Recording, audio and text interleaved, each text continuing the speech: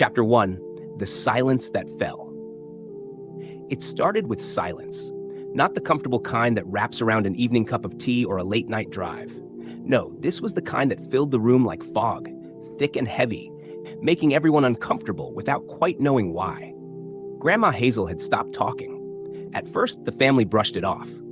"She's tired," said Mom. "She's getting old," said Uncle Ray. "Maybe she just doesn't like small talk," shrugged Dad. But I knew it was different. I'm Ellie, her granddaughter. I'm 14, the only one who actually listens anymore. Grandma and I used to talk for hours about her childhood in Ohio, about the war, about love and regret and rain. She always had stories. And now, nothing. Just the soft shuffle of her slippers on the wooden floor. Just the quiet clang of her spoon in her teacup. It wasn't just silence. It was absence. Chapter 2, The Life That Was. Hazel Whitaker had been many things. A schoolteacher for 40 years, a mother of 3, a widow for nearly 20, a loyal church choir singer, and most of all, a grandmother who knew how to braid the kind of love that lasts through generations. She had come to live with us a year ago, after her second fall, just until she gets stronger, Mom had said. But time passed, her steps slowed, her smile dimmed, and now her words had faded too. At dinner, we tried to loop her in. "Mom, did you like this stew?" Grandma would smile faintly, nod once, and go back to her spoon.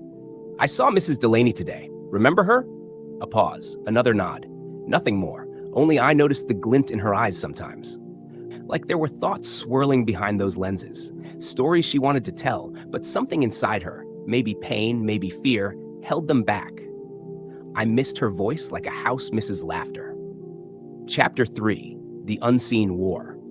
The truth arrived in a yellow envelope in the form of a diagnosis: early onset dementia. "She's still lucid," the doctor explained to my parents, "but she's slowly withdrawing. It's not just memory loss, it's emotional distancing. She may stop speaking altogether." "Can't we do something?" I had asked. Mom just sighed. "Sometimes all we can do is love." But love felt useless when the person you loved wouldn't speak, wouldn't meet your eyes, wouldn't answer when you asked her if she was okay. So I did what she used to do for me. I wrote. I left her notes on her dresser. "Grandma, do you remember the story about the red bicycle? Grandma, I miss your voice. Grandma, are you still in there?" She never answered. But sometimes I'd find the note folded differently, or missing altogether. That was enough hope to keep trying. Chapter 4, The Forgotten Song. One rainy Sunday afternoon, the power went out.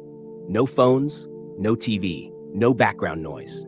Just the sound of wind tapping against the windows and a house full of awkward silence. I found Grandma sitting in the living room, staring at the fireless fireplace. Her face looked like a still pond, unmoving but deep. Then, quietly, like a whisper, I started humming the tune she used to sing while folding laundry. "You are my sunshine, my only sunshine." Her head turned. I kept humming. When I reached the chorus, she opened her mouth. No sound came out, just a dry breath. But her lips were moving. She was trying. I took her hand. It felt like holding memory itself. "You remember this song?" I whispered. A faint nod, and then a sound, soft, broken, but hers. I almost cried. She was still in there.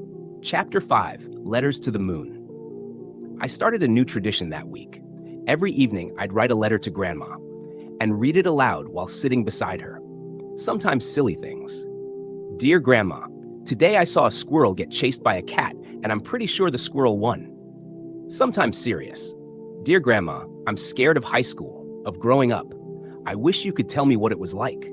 Sometimes just memories. "Dear Grandma, remember the cherry pie we made that exploded in the oven? I still laugh thinking about it." She never replied, but she listened. And one day, she left a letter on my pillow. Scrawled in shaky handwriting, it said, "Dear Ellie, I remember everything you just said. I may not speak much now, but inside, I'm still your grandma. Love always, Hazel." I cried. Not because she was fading, but because she was still fighting. Chapter 6, The Last Real Talk. It was a Wednesday afternoon in October. Leaves were turning gold, like the sky was trying to hold on to warmth before the cold set in. Grandma called my name. I dropped my phone. She hadn't said my name in months. "Ellie," she repeated, her voice dry, cracking like a branch. "I'm here," I said, kneeling beside her chair. She took a long breath. "Don't forget the stories." I nodded, tears stinging. "I won't." She smiled, not a nod this time, but a real smile. The stories, she whispered again, keep us alive. That was the last full sentence she ever said.